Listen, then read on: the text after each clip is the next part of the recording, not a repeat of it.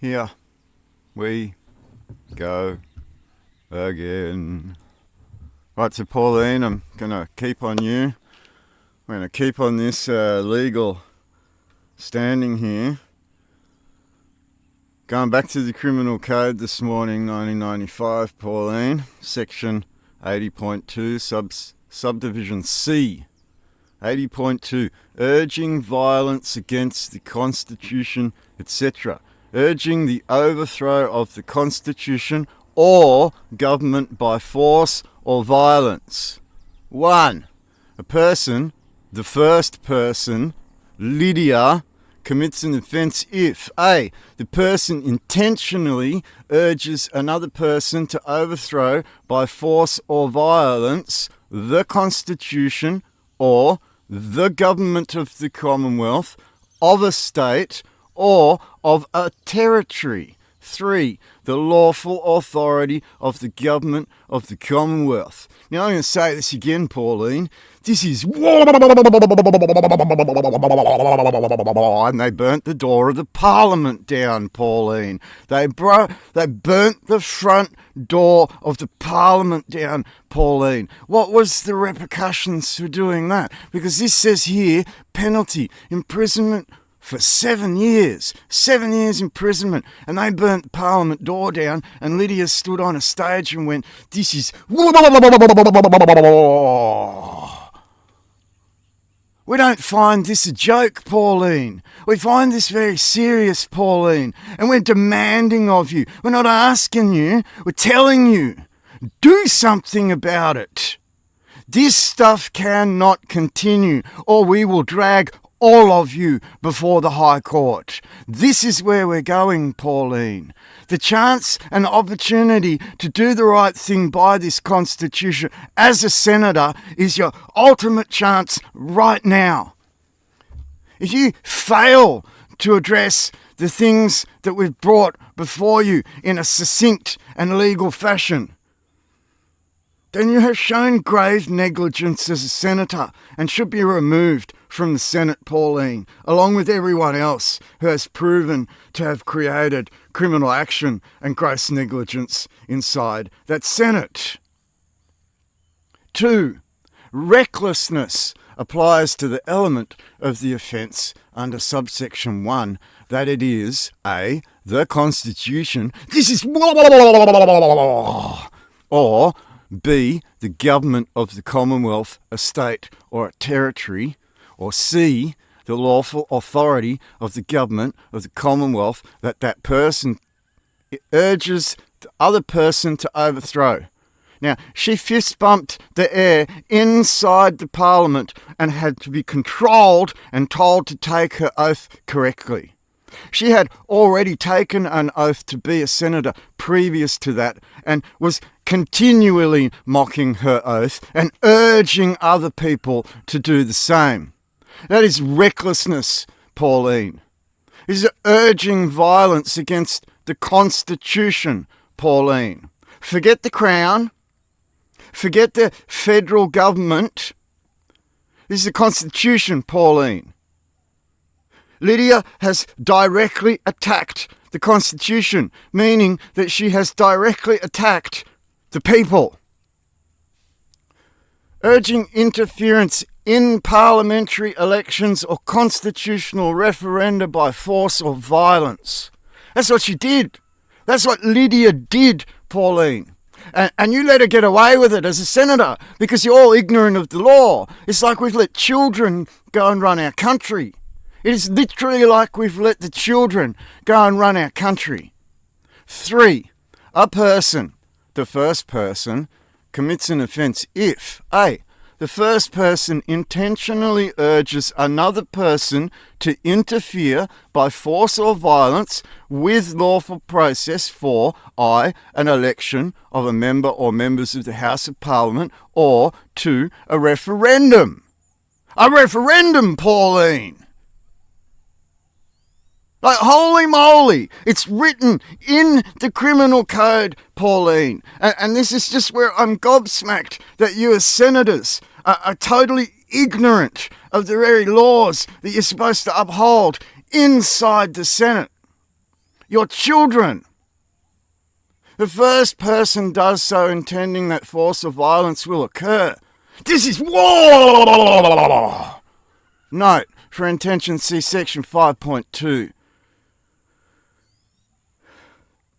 I just gobsmacked that you allow this to occur, Governor General. I'm sure the people are now starting to wake up that you really are a bunch of children. You have failed with gross negligence in your offices. You've shown a modus operandi outside of the Constitution going against the people. And your senators. Really. And you've got politicians that are arguing over things that are actual criminal offences, when the AFP should have stepped in and charged them with those criminal offences instead of allowing them to argue them inside the Parliament. That's recklessness. It's total recklessness. It's more than that. It's negligence, everybody.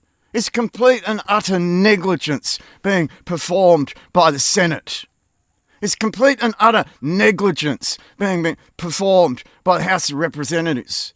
And this leads all the way up to the Governor General's office, where a gross negligence has occurred. You can see these people are inept. You can see these people have run your country into the ground, whether on purpose or not. Okay? The bottom line is that you're here today because of all of them over the last 50 years. These ageing career politicians that won't leave that Parliament and allow you to have a voice while they argue an Aboriginal voice in that Parliament when you as White Australia still don't have a voice in that Parliament. Right? And if you think you do, you're sadly mistaken, because we've already proven on court record the truth. And I'm not playing your delusion. I'm talking to Pauline here. Pauline, you start cleaning up this house, or the warning is stark. We're coming for you. We will put you before these courtrooms, and we will charge you with things like this, Pauline. These are very, very pertinent things that are put aside specifically to defend our Constitution from things like what are going on right now. And instead of putting these things into the courtroom as criminal offences, you argue them like they are politics. And like I said to you with the treason, Pauline, you may think that this is political in nature, but your actions are very treasonous in action. And it's your actions that speak louder than your words. And you should very, very much realise this now, as you are being told that you are breaking the law, and you are being shown where. 4. Recklessness applies to the element of the offence under subsection 3, that is, lawful process for an election of a member or members of the House of Parliament, or for a referendum that the first person urges the other person to interfere with. Albo, you put the specific wording of the changes down on the Constitution today. This is your ultimate opportunity to tell the people very specifically what change you want to make to their legal document. Otherwise, it could be considered that you are recklessly interfering with a foreign corporate body, being Aborigine of members more than 25, making that an act of treason, Prime Minister. Now, Governor General, I'm suggesting that you go and see the Prime Minister ASAP. You go and sit down with the Prime Minister and explain the law to him. You explain the situation of the realm that he is in and his obligations to the Hague Conventions. I suggest you sit down with these politicians and explain to them that they cannot act like children anymore. It's over for them, Governor General. We are coming for you. We have got your crimes documented. We know what's going on. We have men that know what's going on. We are storming ahead now, Governor General. You have a very stark problem in that your politicians have openly broken the criminal code. They have openly broken the Constitution itself. You must deal with this problem, Governor General. Now, Pauline, we could go on here, 80.2, urging violence against groups, 80.2b, urging violence against members of groups, because these are an Aborigine that are attacking other Australians for their ideals and telling other Australians that their truths are lies while they lie to us. And we will not put up with these lies anymore. The Uluru Statement is a lie. We can prove it's a lie.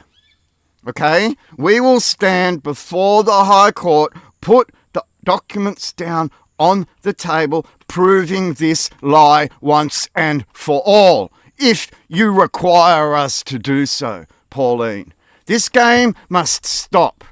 You are advocating terrorism in our land. This is what Albo is doing right now, Pauline, advocating terrorism against the Constitution. This is what your Prime Minister is doing today, Pauline, and we've had enough of it. Right? He could be considered to be doing a terrorist act against the very Constitution itself from inside the office of Prime Minister.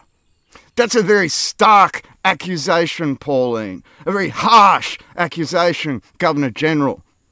It's an accusation I'm willing to make and stand by, because you are stealing and ripping off our wealth and our country. You are oppressing our people and treating them like slaves. And it will finish. Pauline, you better realise very starkly, very harshly, that this is not bullshit. This sits on the Supreme Court of New South Wales court record already, Pauline. I make no mistakes. I make no qualms telling you, as a senator from this position of law, to get your act together, to clean up this house before we rise this population, before we make them aware that you are thieves and con artists in our house. You are invaders in our house. You are foreigners under a foreign oath in our house. And the unfortunate thing, Pauline, is that according to the criminal code, we keep going, okay? You've committed a grave negligence by not holding Lydia to account to the law because you want to be sympathetic to a minority population that are your citizens. Therefore demonstrating that you have overstepped the occupational health and safety rules within your own very office, Pauline. Okay? This is a harsh reality that you're now dealing with people that know the law so well because you screwed them over in that law. You're going to start to realise now, Pauline, who you served, what's going on, why you are all war criminals, and why we are bringing the criminal code up in relation to Lydia Thorpe and her acts of open treason in the media and in the Parliament itself against the Constitution and a referendum by use of urging violence. They burnt the Parliament door down, Pauline. You cannot excuse this stuff anymore. Crunchy crunch, it's all coming to a head. And you need to realise this, Pauline. They all need to realise it, the Prime Minister included. This is coming to a head. Your criminal actions are over. Your spending our money is over. You ripping us off and putting us into debt is over. You need to understand this as politicians. Legally, at law, you are in a quandary, and I would suggest all of you go and sit down with Justice Lonergan of the Supreme Court of New South Wales and get an understanding of that quandary that you find yourselves in.